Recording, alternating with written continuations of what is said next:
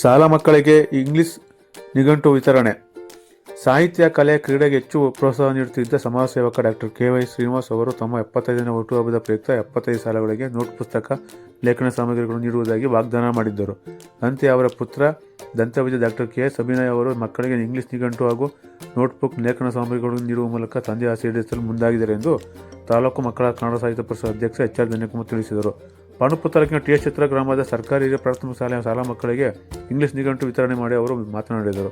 ಈ ಹಿಂದೆ ಡಾಕ್ಟರ್ ಕೆ.ವೈ. ಶ್ರೀನಿವಾಸ್ ಅವರು ತಾಲೂಕಿನ ಡಾಮರಹಳ್ಳಿ ಸರ್ಕಾರಿ ಹಿರಿಯ ಪ್ರಾಥಮಿಕ ಶಾಲೆಯ ಮಕ್ಕಳಿಗೆ ನೋಟ್ ಪುಸ್ತಕ ವಿತರಣೆಗೆ ಚಾಲನೆ ನೀಡಿದರು. ಆ ವೇಳೆ ವೈದ್ಯನಾಗಿರುವ ನನಗೆ 75 ವರ್ಷ ತುಂಬಿದೆ, ಕೇಕ್ ಕತ್ತರಿಸಿ ಹುಟ್ಟುಹಬ್ಬ ಆಚರಿಸಿಕೊಳ್ಳುವ ಪರಿಪಾಠ ನನಗಿಲ್ಲ. ಹೀಗಾಗಿ ತಾಲೂಕಿನ 70 ಸರ್ಕಾರಿ ಹಿರಿಯ ಪ್ರಾಥಮಿಕ ಶಾಲೆಗಳಿಗೆ ತೆರಳಿ ಅಲ್ಲಿನ ಮಕ್ಕಳಿಗೆ ನೋಟ್ ಪುಸ್ತಕ, ಪೆನ್ಸಿಲ್, ಲೇಖನ ಸಾಮಗ್ರಿಗಳನ್ನು ವಿತರಿಸಲು ಬಯಸಿದ್ದೇನೆ ಎಂದು ತಿಳಿಸಿದ್ದರು. ಆದರೆ ಅವರು ಇತ್ತೀಚೆಗೆ ನಿಧನರಾದರು. ಆದ್ದರಿಂದ ತಂದೆ ಆಸೆ ಈಡೇರಿಸಲು ಅವರ ಪುತ್ರ ಡಾಕ್ಟರ್ ಕೆ.ಎಸ್. ಅಭಿನಯ್ ಅವರು ಈ ವರ್ಷ 75 ಸರ್ಕಾರಿ ಶಾಲೆಗಳಿಗೆ ನೋಟ್ ಪುಸ್ತಕಗಳನ್ನು ನೀಡಲು ಮುಂದಾಗಿದ್ದಾರೆ. ತಂದೆ ಹಾದಿಯಲ್ಲೇ ಅವರು ಮುನ್ನಡೆದಿರುವುದು ಶ್ಲಾಘನೀಯ ಎಂದರು. ಇಂಗ್ಲಿಷ್ ಶಾಲೆಯ ಮಕ್ಕಳು ಹೆಚ್ಚು ಕ್ರಿಯಾಶೀಲರಾಗಿರಬೇಕು, ಏಕೆಂದರೆ ಈ ಗ್ರಾಮ 3 ನ್ಯಾಯಾಧೀಶರು ಸಮಾಜಕ್ಕೆ ಕೊಡುಗೆ ನೀಡುವ ಮೂಲಕ ದೇಶದಲ್ಲಿಯೇ ಹೆಸರುವಾಸಿಯಾಗಿದೆ.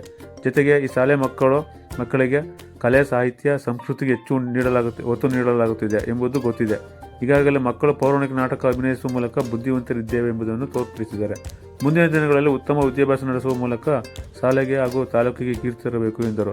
ಕಾರ್ಯಕ್ರಮದಲ್ಲಿ ಶಾಲೆ ಮುಖ್ಯ ಶಿಕ್ಷಕರು ಪಾರ್ವತಮ್ಮ, ಸಹ ಶಿಕ್ಷಕರಾದ ಚಂದ್ರಶೇಖರ, ಲಕ್ಷ್ಮಿ, ಎಂ.ಎಚ್. ನಂದೀಶ ಸೇರಿದಂತೆ ಇತರರಿದ್ದರು.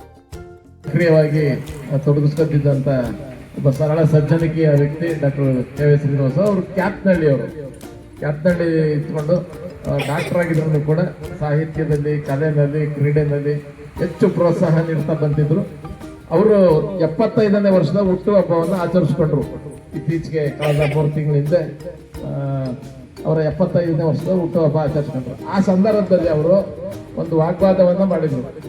ನನ್ನ ಈ 75ನೇ ವರ್ಷದ ಹುಟ್ಟುಹಬ್ಬದ ಪ್ರಯುಕ್ತ ಪಾಂಡುಪುರ ತಾಲೂಕಿನ 75 ಶಾಲೆಗಳಿಗೆ ಮಕ್ಕಳುಗಳಿಗೆ ಪುಸ್ತಕ, ಬೈಂಡು, ಜಾಮಿಟ್ರಿ ಈ ಥರದ ಮಕ್ಕಳಿಗೆ ಏನು ಬೇಕೋ ಅಂಥದ್ದ 75 ಸರ್ಕಾರಿ ಶಾಲೆಗಳಿಗೆ ಉಚಿತವಾಗಿ ವಸ್ತುಗಳನ್ನ ಕೊಡ್ತೀನಿ ಅಂತೇಳಿ ಭರವಸೆಯನ್ನು ನೀಡಿದ್ರು.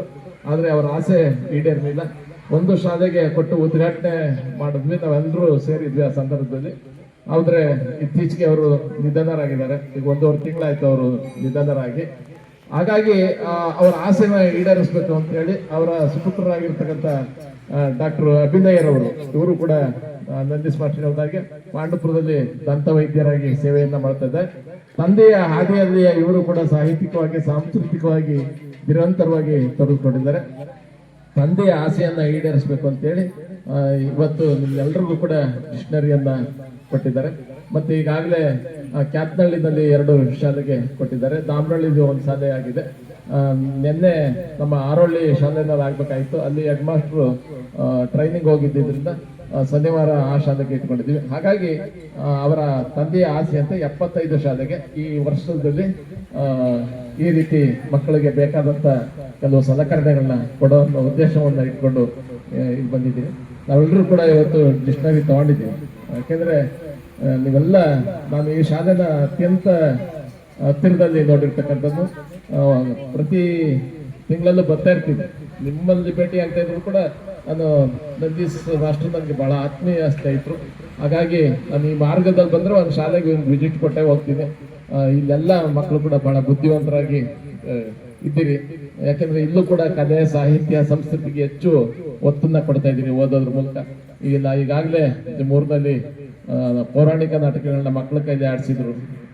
ಇತ್ತೀಚೆಗೆ ಈ ಸಾರಿನೂ ಕೂಡ ನಾಟಕ ಅಭ್ಯಾಸ ಮಾಡಿಸ್ತಾ ಇದ್ದಾರೆ ಅಂತ ಗೊತ್ತಾಯ್ತು.